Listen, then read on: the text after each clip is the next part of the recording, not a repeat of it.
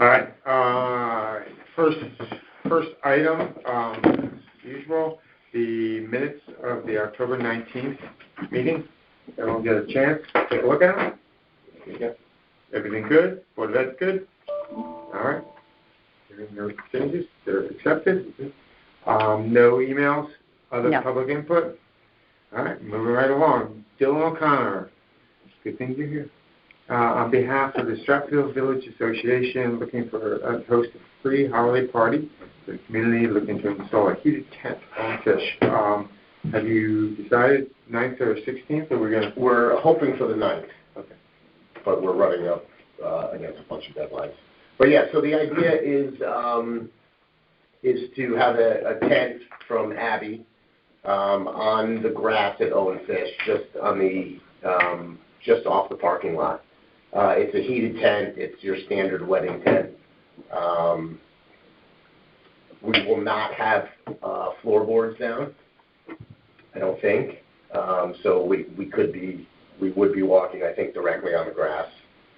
And it's a free community party that we did our first one last year. It's a big hit, so we're going to do it again. So. And this is just kind of a thank you to the community, the fundraising, and everything? Yep. All right. And where did you have it last year? Last year we had it at the Discovery Museum, Sacred Heart University. So this is the first at Owen Fish? Right, yeah. And so where would it be at Owen Fish? If you were on the baseball field at home plate, it's going to be in right center field. Okay. Any questions? Chris, any questions?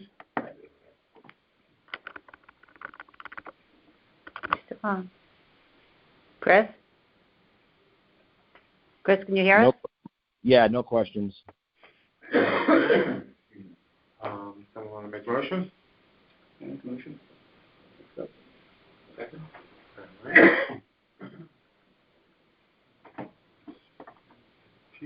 Okay. Any further discussion? Any comments from the public? Sounds lovely. Thanks, Commission. All in favor? Chris? Yay. Okay, so we got 5 and abstain. Yep.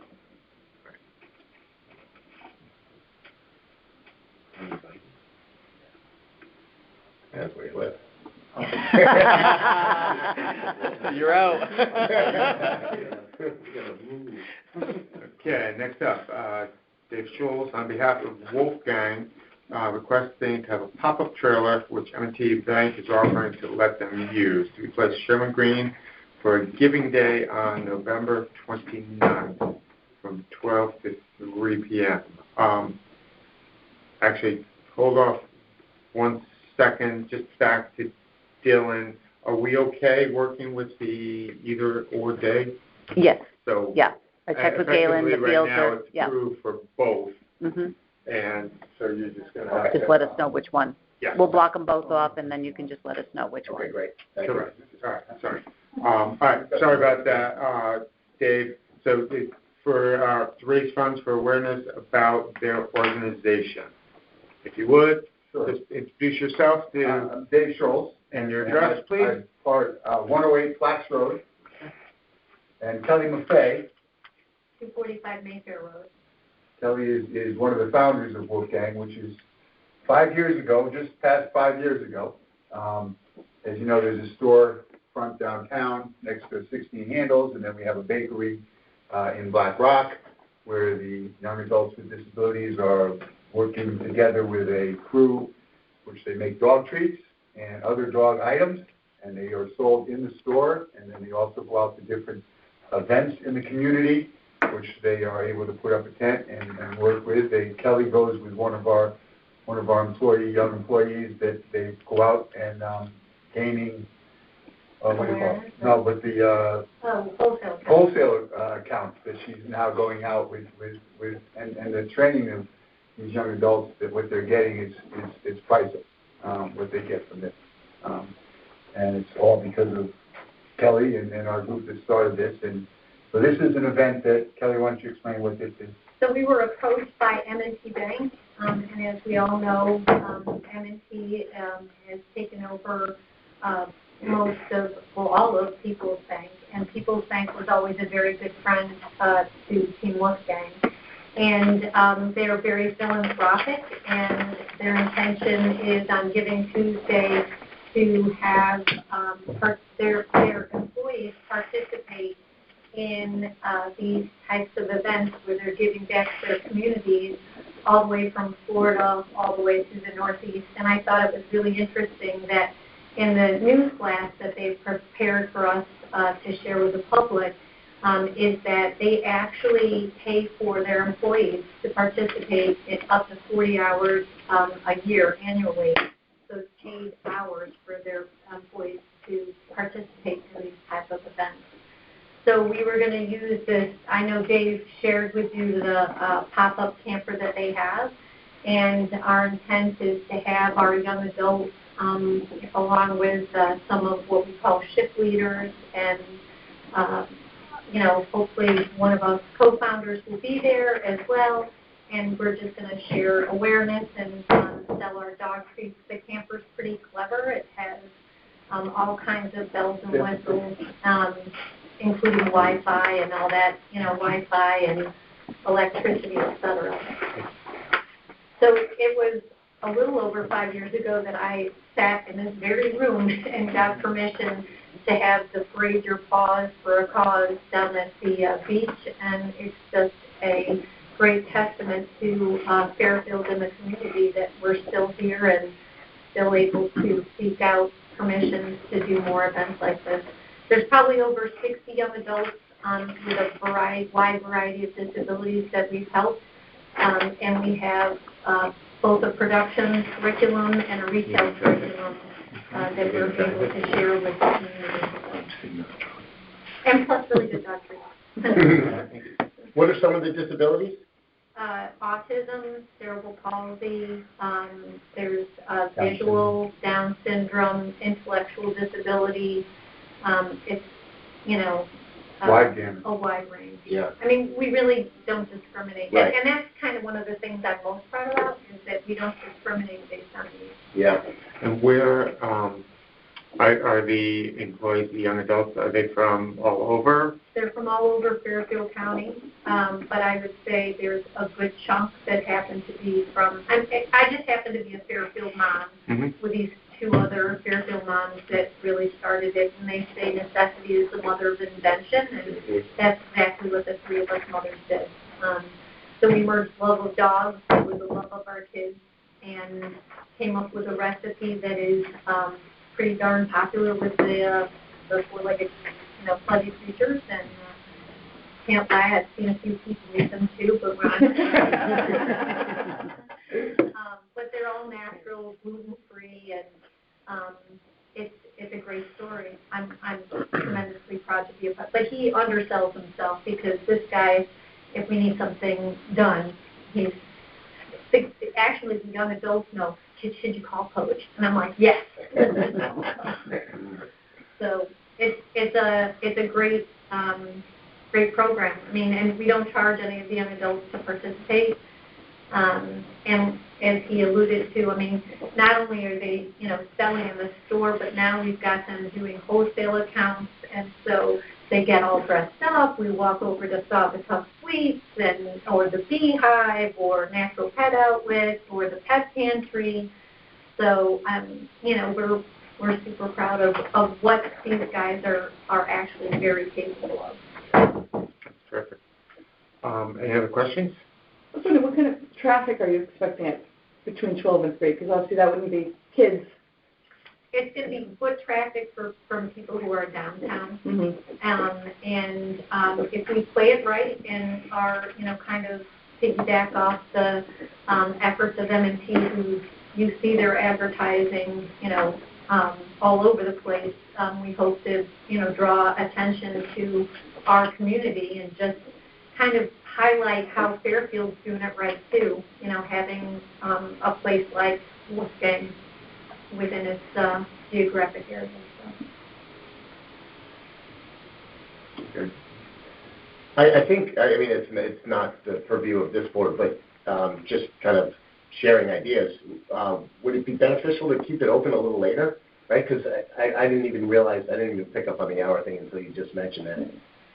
It just, if you went until 6, I think that. You know, I'm always protective of my greatest product, which is my young adults, and they, a lot of them don't have the bandwidth to go that long. Yeah. So I would say we're going to start at 11 to set up. Yeah. 12 to 3 is when we'll be selling, and we'll work with. We're probably going to have anywhere between 3 and 4 young adults there. And once it gets dark, I'm pretty much every sentiment on that patch where they say it's 4 o'clock and you're ready to go to bed. I think we're really relying on the foot traffic and whatnot. So. But we will be open up at the store until 5 o'clock, and you can bet your sweet Sippy that a lot of our young adults have become super salespeople and will tell you exactly that, hey, we're right down there, Yeah. that's the 16 handle. So. That's great. I'd like to make a motion, or I'm sorry. Yep, we're at that point. Okay. I'll make a motion to approve this request. Do I need to go into specifics? No. As presented. As presented. Second. Bill, second. Excellent. Any further comments, questions from the commission? Okay, well, we're not going to go to the public. All those in favor? Oh. Yay. Okay. And Chris, that was a yay? Yay. Okay, and so you got David. is yes. All right. Thank you very much. You're welcome. Good luck. Thank you. Sounds like a great Dog event. treats for everybody. Are dogs invited? What's that? Are dogs invited? Yeah, so we even let them in the store. There's a gentleman by the name, it's Kevin Lesko, and he brings his therapy dog Scout into our store all the time, and he always buys 3 boxes. He holds 2, and he gives Scout a box to hold in his mouth, which is incredible because my black lab would just chow through the box. Yeah. Anyway, yeah, please. Dogs are welcome, and dogs are welcome at the store. So. That's great. Thank you very much. Good luck. Thanks, Dave. We'll be there. see you. Good to see you. Yeah. See you, take care. Bye. Have fun. Take care. Thank you. Stay warm. Yeah, gonna try. Okay, next up, It's gonna be cold this week. the Parks and Recreation Commission.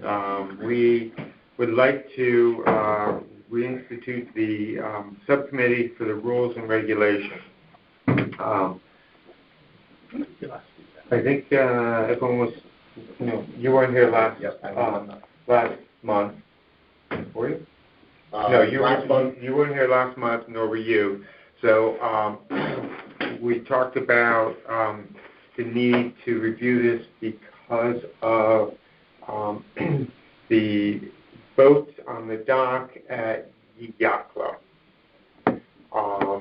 There's, and not to go into much detail as last month, but the measurements of the boats in Yi Yacht are, they're done differently from the marina. The maximum length to, and these are mainly the boats that are supposedly taking the owners out to their sailboats and whatnot that are buoyed. The maximum length is 14 feet. However, that is measured by the actual boat. And so if it's a power boat and they have an outboard, that when it's up, it may be another 2.5 feet. That would exceed the 14 foot if it was at the marina. Here, we don't count that, and what's come up is the fact that there are 3 or 4 sailboats down there that are just over the 14 feet. 14 feet 3 inches, one of them. One's 14 feet 6 inches, and I think they are brothers who own those 2. And of the 57 boats that have permits, 35 would not, if you included the measurement of the outboard and the up position, including the sailboat 35, would not meet the 14-foot requirement. However, per the rules now, only 3 or 4 don't meet that. And so I think we need to revisit that. And then you also wanted to revisit... Fields and reservations was the other one. Okay. What does that entail?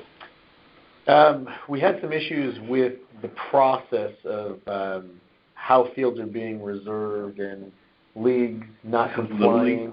Little leagues, yep. But one of the big ones was an AAU team that was formally recognized as a former group here, who ended up owing like $16,000 and change, and they did come in and pay the day after the meeting, so I don't know who made the phone call. They came in the next Thank you day very much. and paid, so thank you. But they were giving us the runaround and couldn't get an answer. So, yeah, I think it's just time to review how we're doing it, how we're looking at it. Again, the way the rules read it, we're supposed to be taking, I think it says 50% of the fee up front, and then the other 50% upon completion of the reservation. She wasn't doing that. Practically, she doesn't do that because if it gets a rain out or something, then she's got to refund people, and it's just a lot of work in the office. But I also don't think that she should be letting people run up $16,000 tabs on us either. So, but the software program that we currently have has functionality to help track all that stuff, right? Yeah, it does, and it does. It's just again just the practical use of the way she's doing it as opposed to how the rules are written. Right. And I don't necessarily think that the way the rules are written is the way she should be doing it. Right. Might not really be the way the right way might not be the way she is doing it either. Yeah. But I think we just need to look at it and, as a subcommittee, say, hey, you know what makes the most sense, and let's put that as our procedure. And because when she's asking for rosters from leagues, and I mean, some of our little leagues are the worst offenders. No offense to them, but if a permit starts April 1st, but they keep their registration, and I get it, they keep their registration open until mid-April. So they're like, well, I can't give you my rosters yet. I can't give you my rosters. But their permit, they're already playing on the fields, for the first 3 weeks, and I can tell you some of these groups didn't give her rosters until the season was over. So. Really? Yeah. So the Rules and Regulations Subcommittee is going to be reinstituted. We just need volunteers. And I think this is probably a great time to not just limit the review to these 2 items, but might as well just dig in and take a look at everything in the rules and then make a recommendation. And then we can talk about the modifications. And so did I hear, yes, you want to think? Is the scope of this the same that we did? We did it 3 years ago. Yeah. Yeah. Yeah, 3 or 4 years. On that committee, I'm happy to join again. I know the field situation a lot, but once you get to the committee, I did have a question back on the vote. Okay. And are we pretty sure that McKay? I thought that Volunteer. McKay said that he was going, because we commented on what a great job he had That's done right. on the He AED. wasn't on the other. He's not on the other. The master plan. Master plan, So then yeah. this was the one that I think he said Okay. yes. I will reach out to him and confirm. So let's assume that Mhm. subject to, and if he says absolutely not, then Chris is on the master plan. I'll go on it. Okay, you're also on the master plan. You okay with that? Once football's over. We can have more than 3 if you want to be on it. Oh, yeah, if you, We usually like to have an odd number. all right, yeah. Not that I don't think there's going to be much debate on All right, things, Mr. but McKay and the time. You were joining the meetings for a while. Oh, I went to all those Okay. meetings. Yeah, I remember Yeah. 2 of you and Alexa. Yeah. Yeah. okay. All right. So you can be on it. And just make sure that there's no to debate. I did send a note before the meeting. She's probably home asleep, to Bridget. Asked her, because she's been on the commission for a long time, that maybe she would. So if she says sure, she'll be on it, then Kelly, I'll let you know. Okay.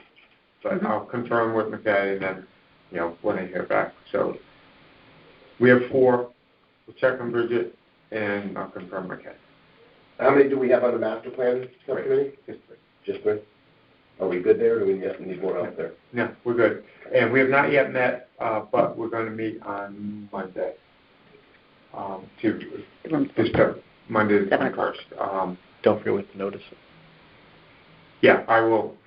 There's just going to be 2 agenda items to elect and to begin the review.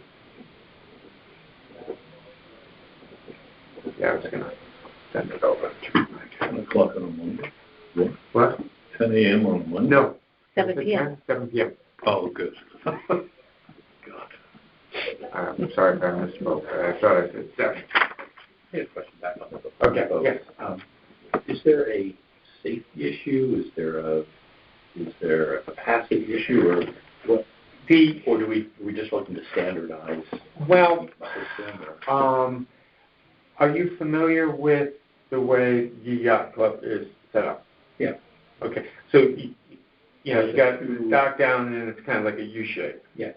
And I don't think there's that much room in between. You probably could get by with a little bit more than 14 on the outside or inside. But not that one section. Yeah. But the intersection, 28 feet, if it's, so there's 3 feet on 2. space. So, if you're going up to 34 feet versus 28 in the middle, that is. And that's an issue. I think part of it comes down to consistency too, on how we're measuring boats. And I know that was the big difference between Yee Yacht and South Benson.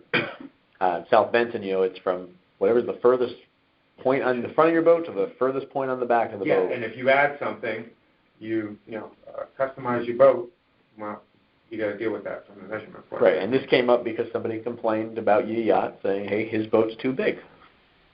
So it made us take a look at all the boats, and like you said, there's 35 if we measure one way that are, offenders, and 3 under the current way. So, but legitimately, the 3, again, who are, I don't know what the third one is, but you have one that's 3 inches over, one that's 6 inches over, and we could probably have turned a blind eye to it, but we probably shouldn't, because there's 32 others that are well beyond the 14, and we should have some consistency.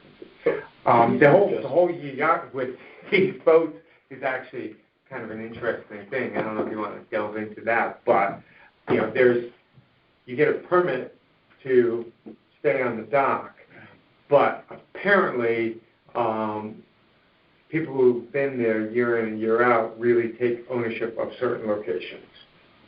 So it's kind of like the marina, but It's supposed to be a parking lot. it is, but, if you have a permit, doesn't necessarily mean that you automatically get the first spot on the outside every year, but that's apparently what we're doing. happened. So this is just for the area around where you can drop off your boat. Yeah. This has nothing to do with the boats that are out. No, in the these are not the water. moorings. The moorings. I can't. Where are we talking about? Southport, Southport. Harbor Road, Across from Country Club of Fairfield. Yeah. all the way down at the end of the turnaround. Okay, yeah, like that parking lot with. Okay, got it. That little house. Oh, yeah, okay. What's the capacity of these spots? Ooh, gosh, I want to say it's 60. Might be a little less than 60.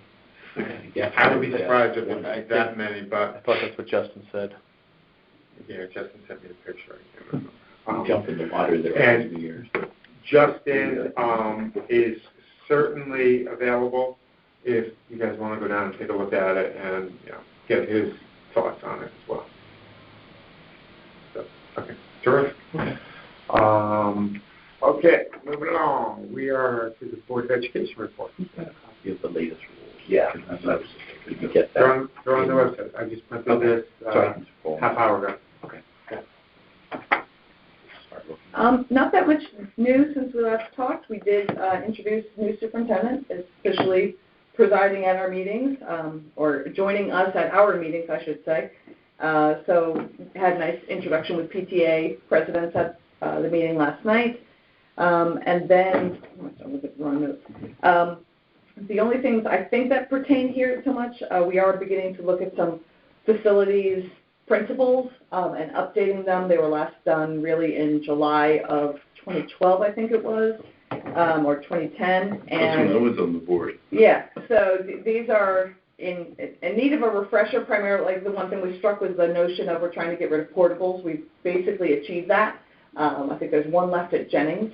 And looking at establishing the facility, the ideal utilization rate, reducing elementary schools from 90 to 85, which is then consistent with across the secondary. And so the idea of being agree with these principles, and then as we move forward with projects, you can just say, well, why are we looking to do that? It should be because it's consistent with these principles. So that's that idea, and then the other things were mostly academic, so I don't think anything that would be of interest to this group. There was a school calendar, which was lots of input. That's always one of our most controversial measures of the year. Lots of people have input wanting to tweak, why are we doing this kind of thing, so that's about it. So I've seen across town this Dwight, he signs about Dwight School. I wasn't going to ask. I know, right? Sorry. We kind of covered it last meeting, but it's, do you have a specific question? Is there serious consideration to close the school? We are seriously looking at all of our facilities. We know we have an issue with our ECC. We know we are looking to HVAC our schools, Yep. which is very expensive. Yep.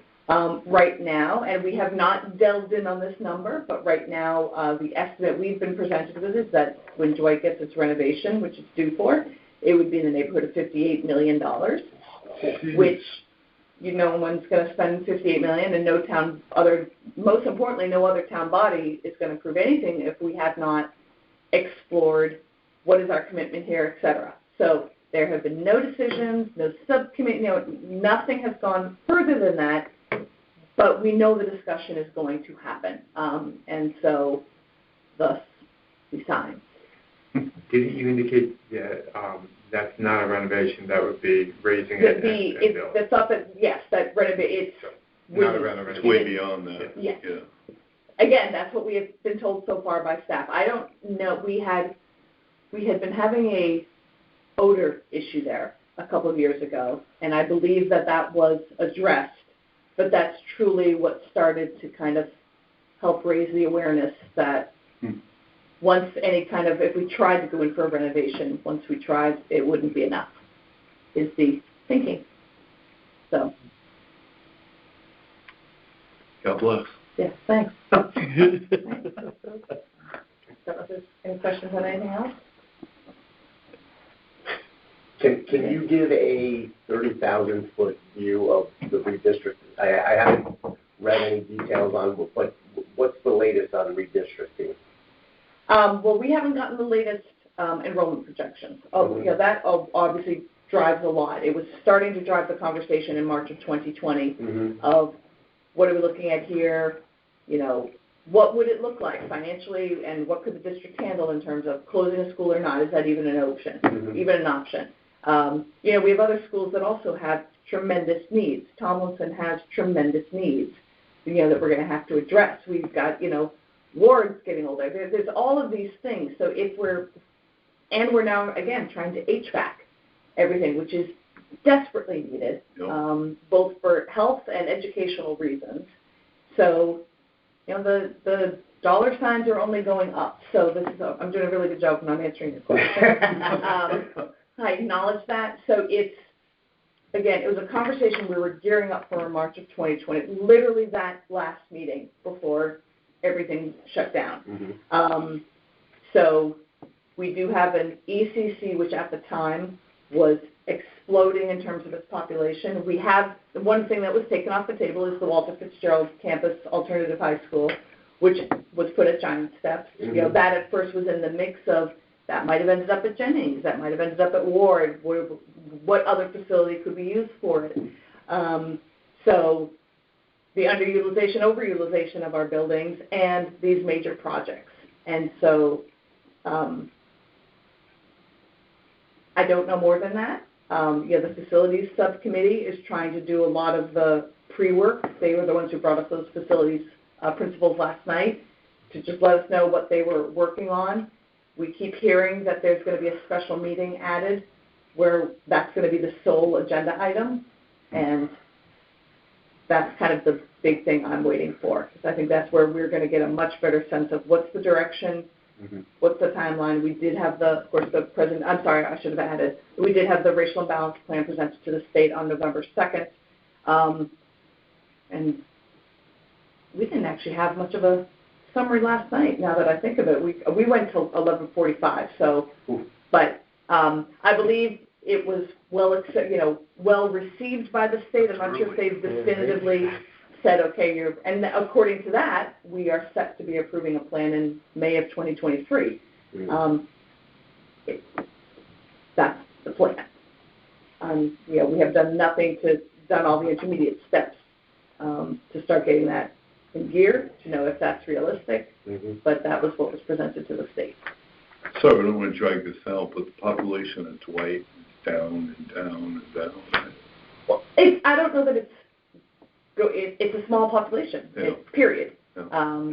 And now that doesn't mean they don't need to be in a school. And one very important thing that people point out, obviously we've had this COVID-prompted enrollment surprises in terms of, bodies coming into town that hadn't been previously expected with a lot of the immigration from New York. But the other thing we have to keep in mind also is that we do have alternative programs that need space, is that while we have these things called CLCs, the complex learning centers, they take an entire classroom. They are for some of our neediest special needs children, and by being able to take care of them in our buildings, we're not outplacing them. We're addressing their needs here, which has a financial impact, and we need space for that. And that's kind of an unknown that's one of the reasons for reducing that facility utilization, the ideal number for elementary schools, to 85%. Build in a buffer in every building to have space, because it's the one thing we always can use, even when it doesn't seem at the moment like we need it. It's always getting put to use. So doing something like that with Dwight would be obviously a very big deal. If it happens right now, we know our other buildings can absorb that capacity. That's not even a question. But that's 2022, 2023, and we have to have a conversation much bigger than that. So does that answer the question? A little bit better? Thank you. Yeah, but I think we're going to know a lot more about what we're thinking after we have that special meeting, which we keep being told is going to be scheduled and hasn't been scheduled yet. Yeah, I voted at Holland Hill this year, and I saw a couple of classrooms were dedicated to rehabilitation and physical therapy and all that. I'm like, wow. Well, and that's just regular OTPT. That's not even a specialized program. Yeah. That used to be done in hallways. Yep, I know. In the closet. Yeah. In the closet there. Exactly. Yeah, so it's appalling. Really? Yeah. Oh, I was on the board when that happened. Terrible. Yeah. All right, I'm off my soapbox. I heard one time possibly closing Tomlinson, combining the two middle schools and then selling that off for corporate. Oh, I haven't heard that one. I've heard lots of ideas. If I start repeating those things that I've heard, then all of a sudden it's a Board of Ed member is repeating rumors, so I probably shouldn't do that. I think the more logical one was close Dwight, move Tomlinson to Dwight, so now you have 3 middle schools all over town, and then repurpose Tomlinson as something else, whether it's a rec center or senior center, XYZ, something. That to me makes sense. But again, I don't know what the long-term picture is and what the projections are showing. So I've heard that one. I have no idea who started that one. But I swear it wasn't me trying to get it right. But these are things that, you want, it's kind of like with the master plan for Parks and Rec, is that you want to do it right, and you want to be thinking far out, and it's going to mean some unpleasant conversations and people who really don't care about anything but right now, and that's the hard part. But the $58 million is definitely going to drive the conversation. We can't avoid it. We can't just duck and say, we're not going to have the conversation. We have to, because we will never get any project approved with that kind of a price tag without having thoughtfully really explained, here's why we're spending that, what's the rationale, here's why it's a worthwhile investment to the town. So this isn't going to go away. This isn't going to be, oh, let's just forget it, the kids have been through so much kind of thing. Not going to happen. So. Thank you. Okay. And I'll definitely want to see those minutes again. Absolutely.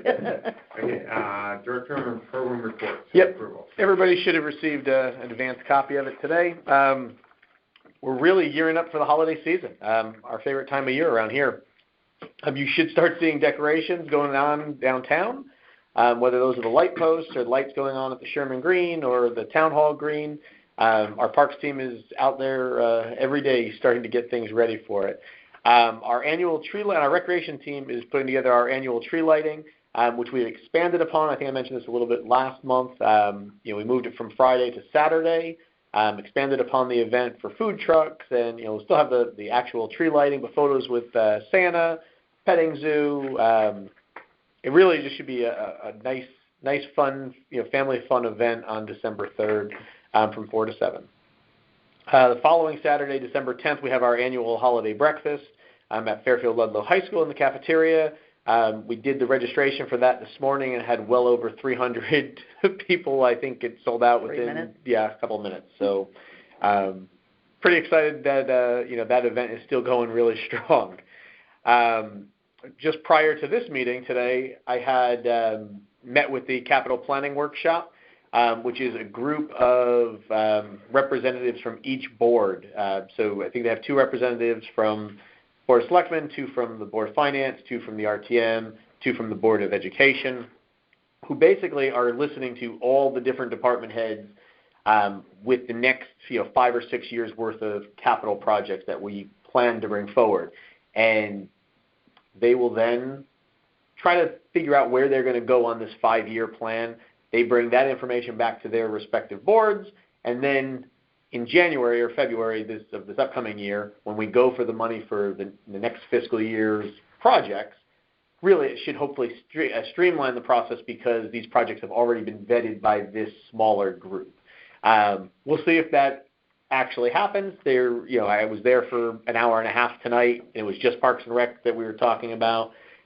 We only talked about I gave them an update on all the current projects that we have, which I'll go into in a second with you guys, and then where we stood on all our ARPA projects.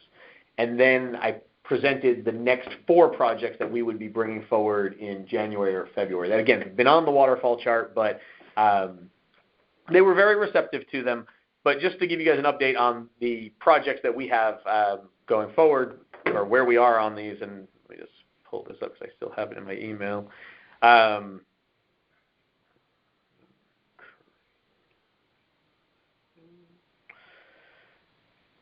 So projects that we have that they got updates on right now. So non-recurring capital projects was, first one was the Lake Mohegan Splash Pad. That project will hopefully be substantially completed this Thursday at 1 o'clock. We're going to be up there. All the fixtures are now in place. The concrete has been poured. It's a matter of now turning the water on, making sure everything operates as it is. Then they're going to winterize it. Then when the weather gets warmer, we have to have, I think, weather above 50 degrees for a week or 2 straight. They'll come in, so probably April, May, they'll come in and put the surfacing down. So right now, if you went up there and looked at it, you're going to see, concrete. It's not staying concrete. It will have a nice, colorful surface on it. But, yeah, happy to see that project finally coming to completion. We had a lot of supply chain and purchasing issues with that one. The tennis center light replacement, that was replacing the almost 40-year-old lighting fixtures at the tennis center. Came in over budget. They approved $100,000. I went it came in at $200,000, so double what it was supposed to be. I went for an additional $100,000. It got through the Board of Selectmen. It failed at the Board of Finance. So that project, as of right now, is stalled out. So I don't know what they're going to decide to do. They may end up saying, "Hey, we have extra money in ARPA, from other projects that came in under, so maybe they'll throw money towards that." But we won't know that anytime soon. The Jackie Durrell Pavilion upgrades, that was upgrading the 2 restrooms, the men's restroom, the ladies' restroom, and the kitchen. That is ongoing right now. DPW's been in there. They're doing a lot of the work in-house. They've completely demoed the bathrooms and the kitchen. So now they're at the point where they're going to start installing tile and all that. Should look really good when it's done. And, we did the ballroom a couple of years ago. I think it was during COVID. So essentially the interior of that building will be brand new after this winter. Post-tension tennis courts at Dwight, speaking of Dwight, regardless of whatever the town decides to do with whether it's a school or not a school, I don't see the town getting rid of that property. So the bodies did decide to go forward with that. They gave us $550,000 for that project.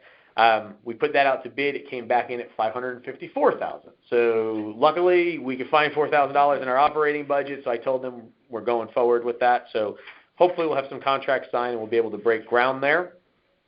Lake Mohegan, back to Lake Mohegan, we had to do the Storm Ida beach restoration. We went for $500,000 for that. That was when Storm Ida came in last August or early September and basically demolished our beach.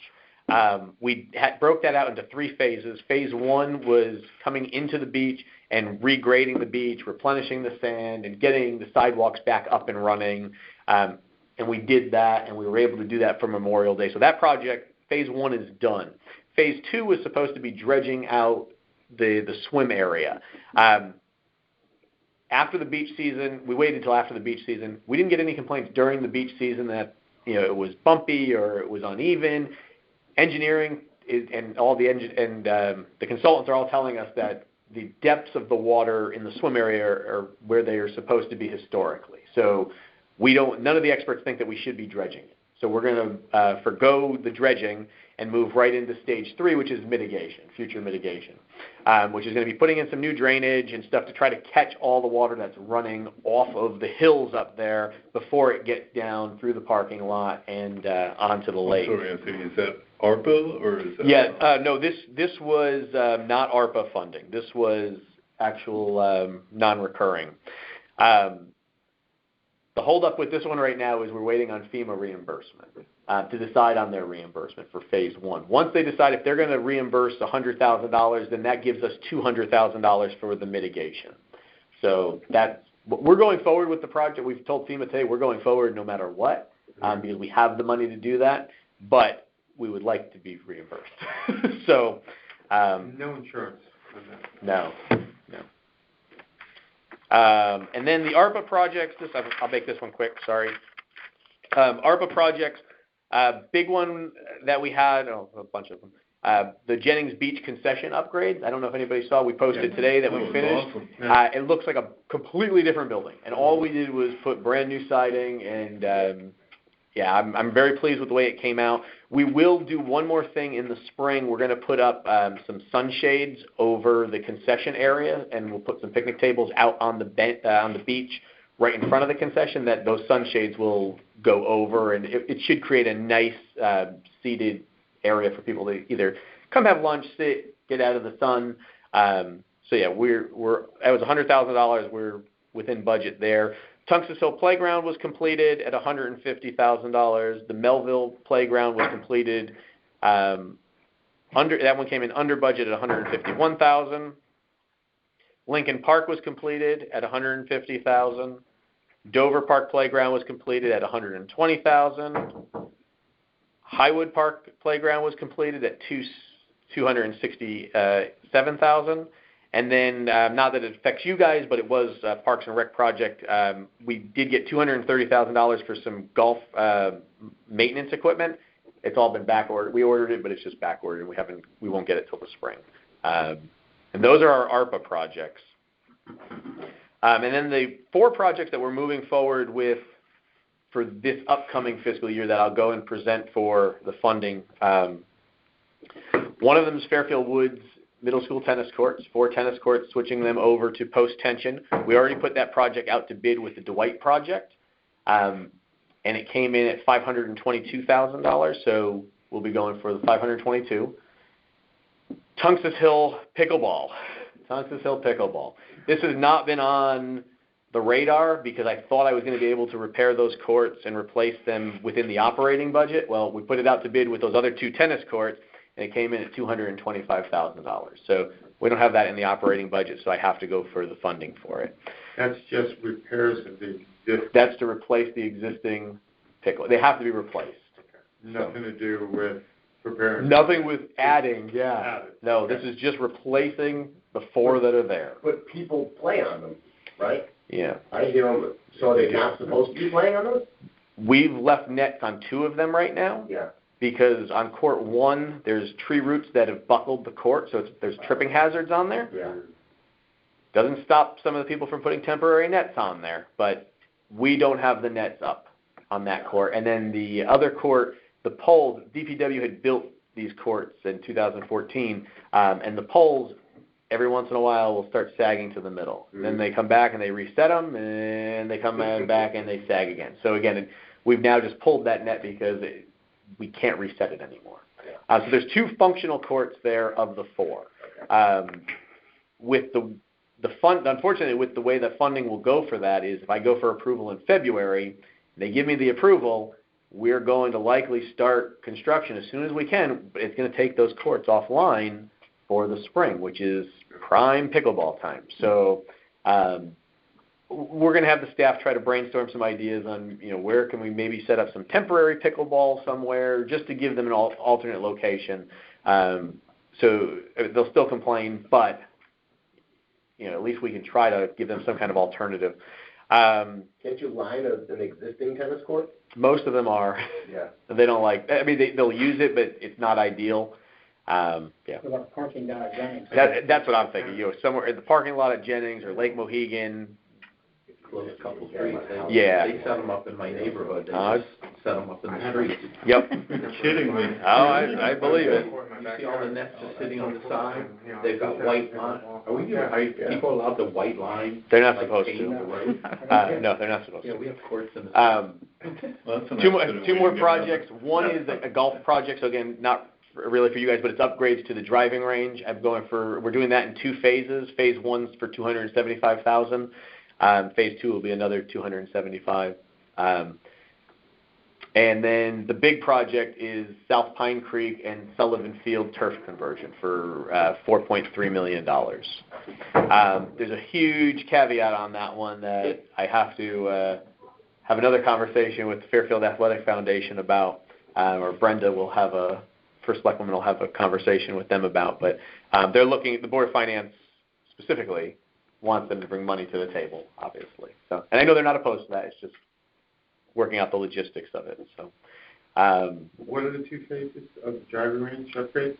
So it's going to be $275,000. We're going to try to spend on replacing all the matting that people tee off on, replacing the netting on the sides, replacing the actual physical trailer building that's there now, going to an automated ball machine, and if we can, put covered stalls on there. I don't know that we'll be able to get that for the full 275, so that may end up falling into phase 2. And covered would simply be covered, not heated. We want to heat. We do want to heat. So I just don't know that we're going to be able to do it all in the same phase. Okay. But eventually, the goal is to have covered stalls that are heated, so you could technically be out there right now if you wanted to be. But a single. Here, not a I wanted a double decker. Golf Pro and some of the golf commissioners talked me out of that. They don't think we could sustain that kind of play up there. So we're going to start with the single decker, but as mentioned at the capital planning meeting today, they said, well, that's fine, but make sure when they pour the concrete for the base that it could support a double decker just in case down the road there is the demand for it. So that made a lot of sense. Yep. That's what we'll do. And then we'll also hopefully be able to get the design included in this for the short game area. And then that would all be part of phase 2, would be adding the heat, potentially lights, and the short game area. So. I'm sure the neighbors would like that. Oh, yeah, there won't be a fight at all. So, yeah, that's where we are in the capital planning. Budget, we haven't started the budget process yet. I've submitted budgets to finance, but, again, first Selectwoman's office isn't even going to start looking at them until December. So once she gets through them, then I'll bring them to you guys like I normally do. But like I had said, it's going to be a little later this year. Moving on to Penfield Pavilion. Good. That was my question. Penfield Pavilion. So that is now officially closed as of November 1st or October 31st, depending on how you want to look at it. My office is not directly involved in the conversations of how it's moving forward. I'm in the loop, but I'm not driving the bus on this one, I should say. So the plan right now is they have to go for the funding. There were talks of going for the funding the next RTM meeting, the next Board of Finance, the next Board of Selectmen. I don't know if that's actually happening or if it's all going to get pushed off till December. Likelihood, I think it will be pushed off to December. But the project they're proposing would keep the building in place as is. So you'll probably see construction fencing going up with probably the first week of December around the building. The main parking lot will be off limits. They're going to use that as the staging area. Building will stay where it is. They'll take the decking off. They will then go in bay by bay. So there's basically support beams that run all the way, from the parking lot to the beach, like in that direction. So they'll go bay by bay, however wide those bays are, sucking all the toxic sand out, all the fill pile sand out from underneath. And they'll support it, backfill it the way that they need to backfill Do they have it. to raise it? No. So they're going to lower the beach. FEMA is saying the beach is not where it's supposed to be. When they built Penfield, they built up the berm. Yeah. And they were told by FEMA not to do that. So the original elevation is 8 feet. I believe we're sitting at 12 feet right now. So they've got to come down 4 feet. So essentially, if you're standing in the parking lot of Penfield now looking out at the building facing the water, the retaining wall, all of that will be gone. That's not going to be there anymore. Now, with that gone, if you were standing in the parking lot, you would see straight through to the water. And that's what FEMA wants. That doesn't mean they're not going to put up lattice or something that, blocks the underneath. Because obviously, if we keep it completely open, there's going to be teenagers under there, and we'll have a nightmare. But so they don't have to raise the building based on what FEMA said, but they do need to fix that elevation. They need to fix the grade beam. So that's why they've got to go bay by bay, suck the sand out, and while they're under there removing, it's really two different projects. It's remediation for the fill pile, and at the same time, while they're there, they might as well fix the FEMA violations.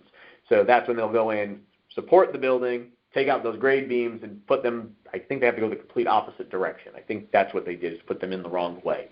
But essentially, what will happen is when we get a storm, the water will go straight under the building and into the neighborhood. And that's what FEMA wants to happen. That's how it's supposed to. Again, that was the whole purpose of building up the berm. So that's where we are. They say the project is going to be about $12.5 million.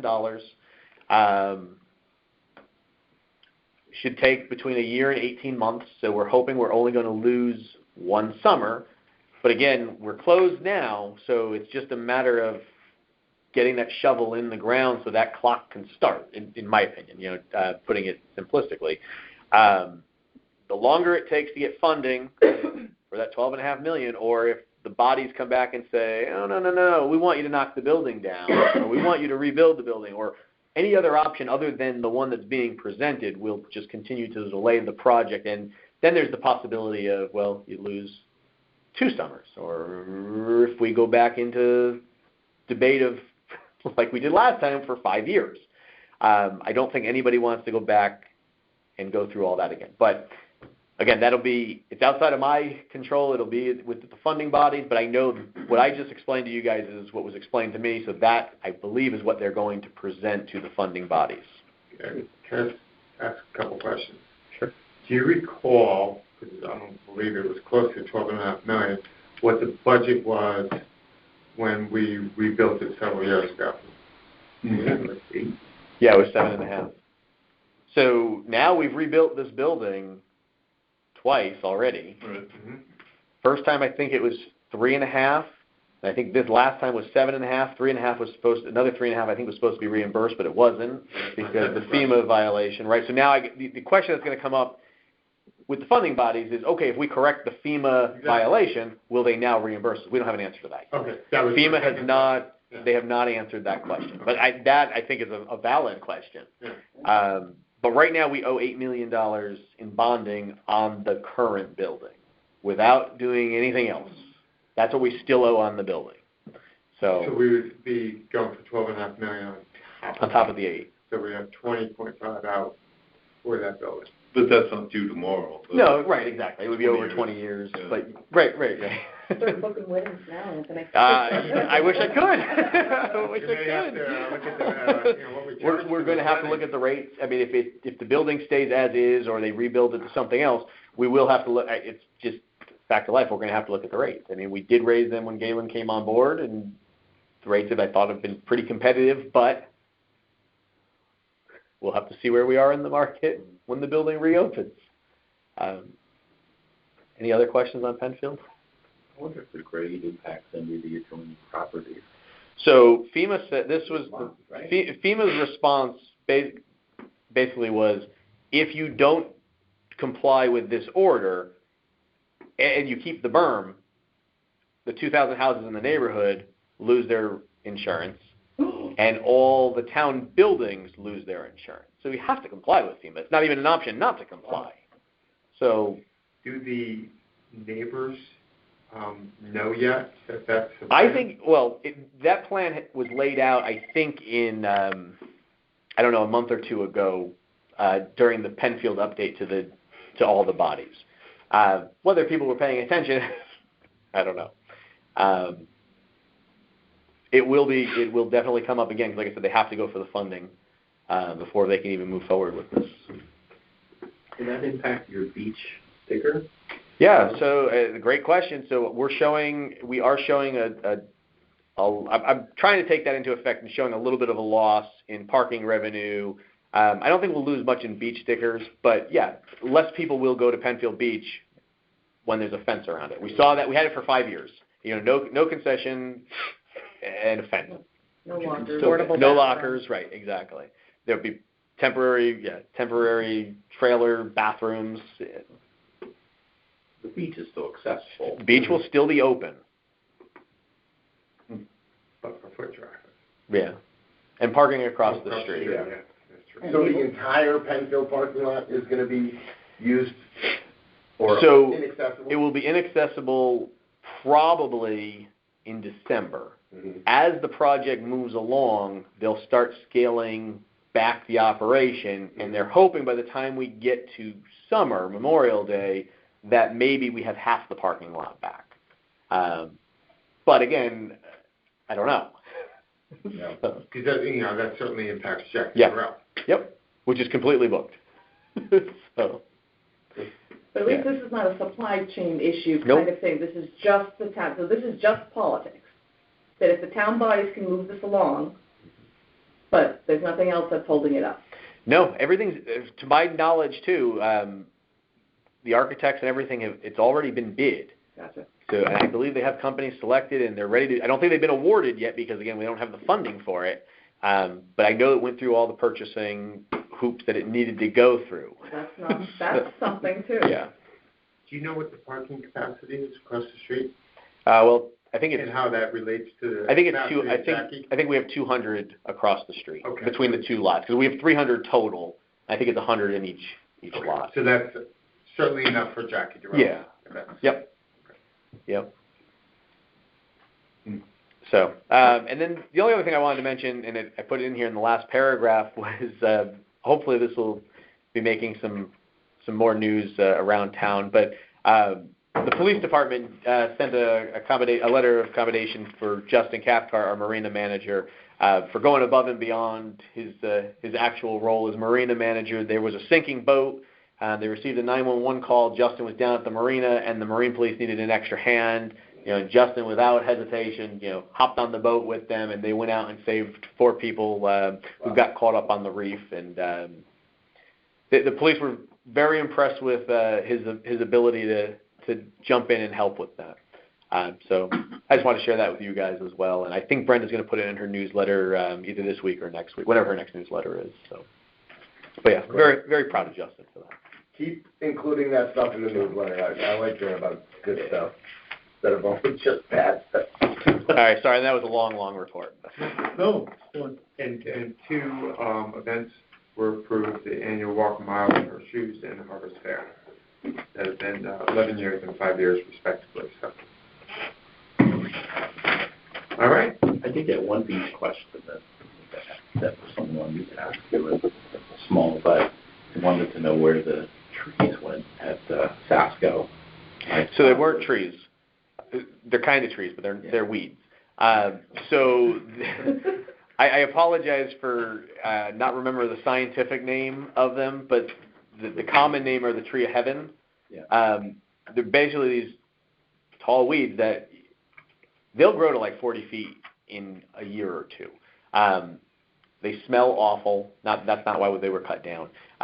These ones were all cut down along the shoreline and in any town space, really. Our Conservation and Parks Department have both been making a concerted effort to cut them down because they house the Chinese lantern. Oh, that lanternfly. Yeah, so that's where those are housed. So the state has asked us to do our best to get rid of them.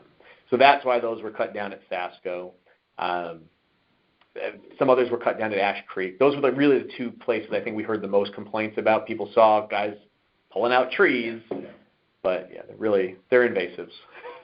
So the follow-up question was if there was a group of people who wanted to sponsor planting palm trees for the season, would the town allow something like that?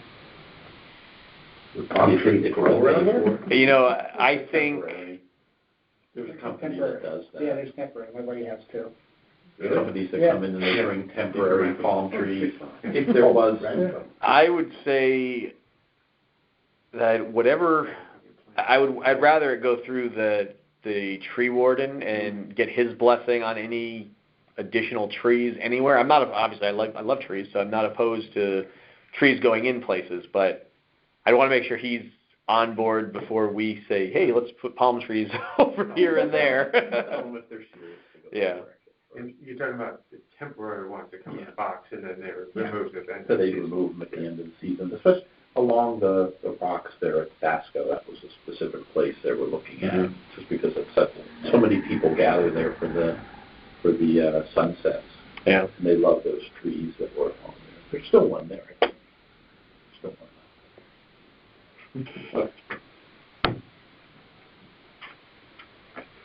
Okay.